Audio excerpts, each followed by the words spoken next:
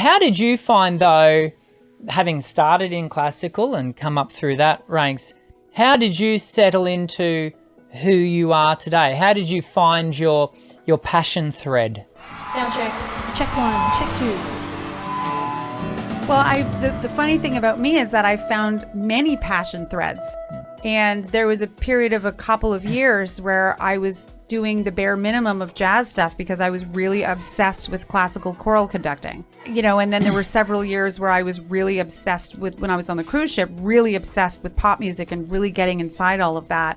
And then for the last 5 years, where I've been doing more online course creation and my membership and my YouTube channel, where I've been kind of more open to presenting material for, a different audience than I usually would be working with. So how do I break pop songs down to people?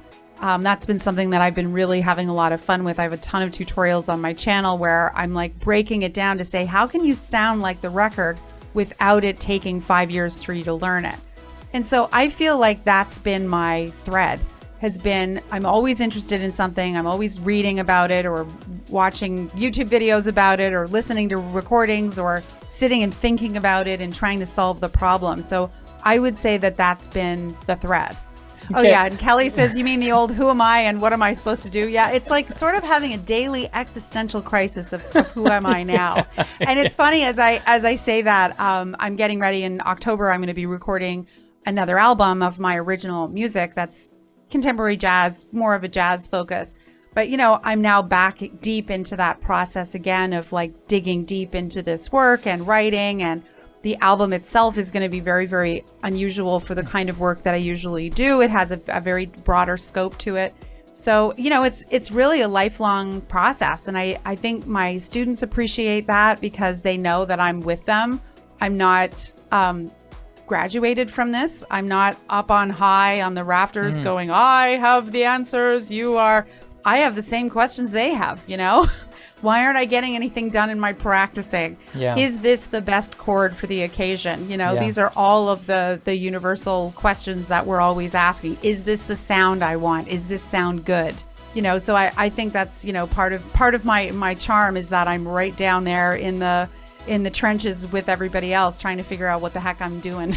and we here at the channel recently we've been talking a lot about certainly it's been in the zeitgeist of my chatting with the community about fixed mindsets versus growth mindsets, and that to express what you've just said, one needs a growth mindset. One has to always hold on to that sense that we have not arrived. And that's, I think, we were talking prior to the show, that's where withholding oneself from the idea of a method. On my online courses, I at all costs avoid calling it a program or avoid calling it a method because, I don't know, there's something about that just rubs me the wrong way. I always refer to it as a learning pathway, that is... I like that. I like that terminology. Malleable and moldable and breathes, because we don't know it all when it comes to voice, do we? We don't, and there's still so much to discover and learn. And